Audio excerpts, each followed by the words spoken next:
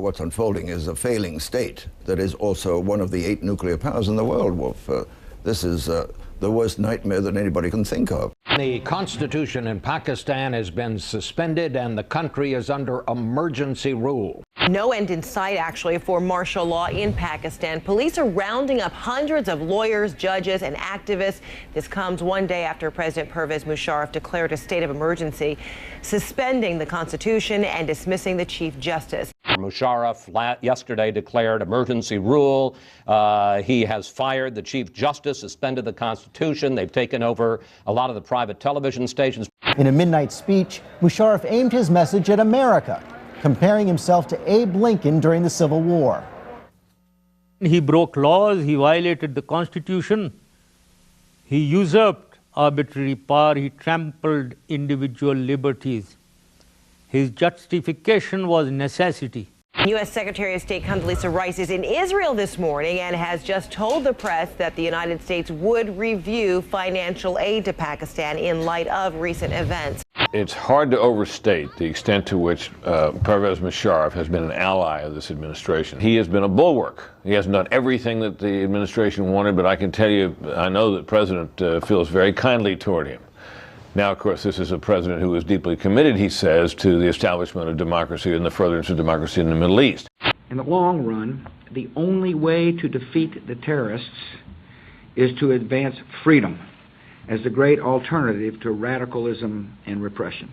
During the Cold War, there were loud voices in Washington who argued for accommodation for the Soviet Union because they believed the watchword of our policy should be stability. The watchword of our policy should be freedom. And now we're at the start of a new century, and the same debate is once again unfolding, this time regarding my policy in the Middle East. Once again, voices in Washington are arguing that the watchword of the policy should be stability. And once again, they're wrong.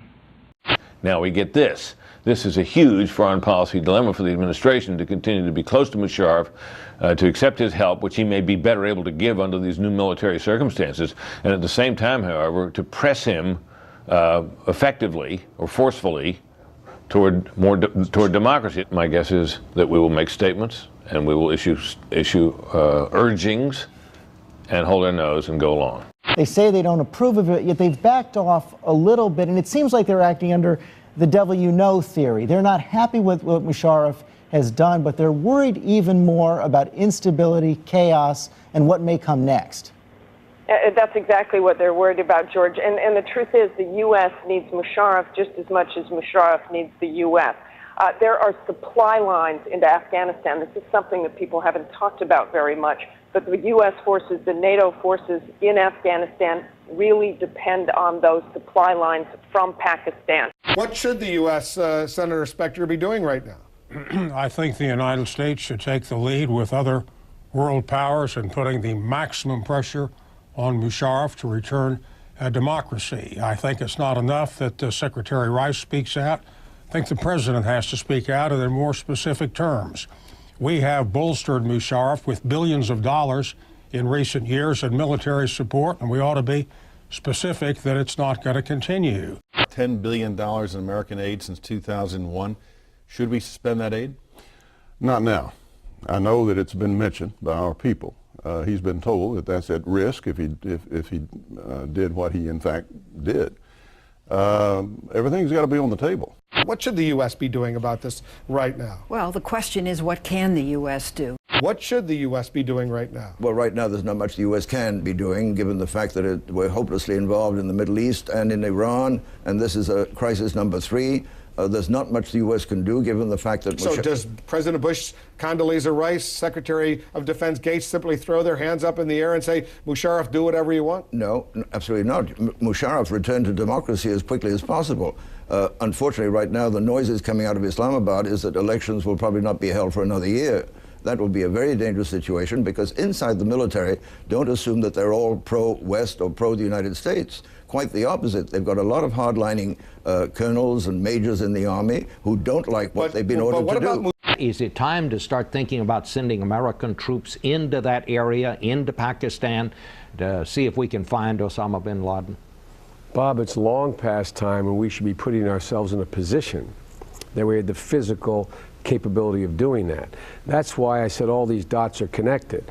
When we're out talking about invading or bombing Iran, when we have not executed an exit strategy from Iraq, when we've diverted all those forces away from Afghanistan, what we should be surging troops, as a lot of us have been saying for 2 years, into Afghanistan. So we had a physical capacity to do that if we concluded we had to do that. But the problem now is the capacity does not exist in Afghanistan. This is a problem that was created by this administration. This was loading up Musharraf with too much for him to probably carry as a result of our sort of withdrawing from Afghanistan, or at least not putting the kind of emphasis on Afghanistan after 9/11 that we should have, deciding to have a war of choice in Iraq, placing all of our emphasis there, rather than providing the kind of support that was needed to really go after the epicenter of global terrorism, certainly of Osama bin Laden. The whole issue of Afghanistan, Iran, Iraq, this is all connected. They're all connected, and this administration doesn't have a policy. It has a Musharraf policy, but